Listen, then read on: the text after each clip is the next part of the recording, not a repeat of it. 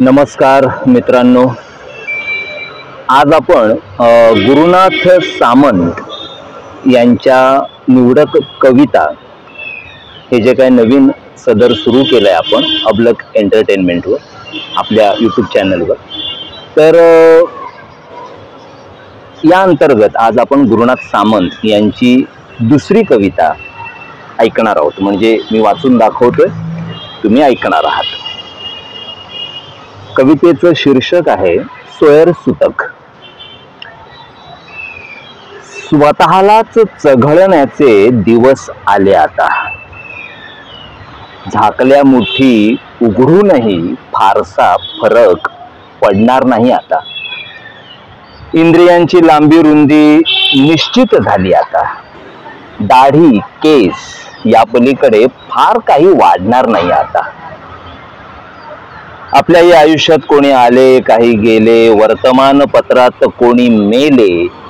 निर्विकार दिवसांना कशाचंच सोयरसुतक उरणार नाही आता.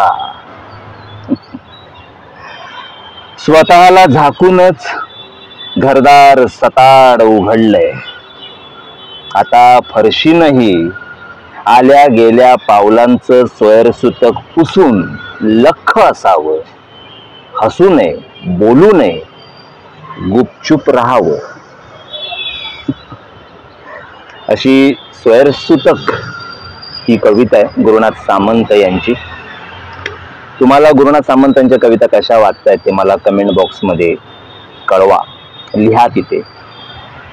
बाकी काही नाही. बाकी त्यांच्या तिसऱ्या म्हणजे आज मी दुसरी कविता वाचली, त्यांची तिसरी कविता मी सलग घेईन, एक 10-12 कविता, आणि मग आपण आपल्या अबलकवरती जी काही इतर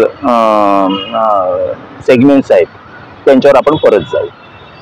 तर आज दुसरी कविता वाचली, आता नेक्स्ट एपिसोड त्यांच्या तिसऱ्या कवितेचा असेल. तोपर्यंत टाटा, बाय बाय, सायोनारा, बाय.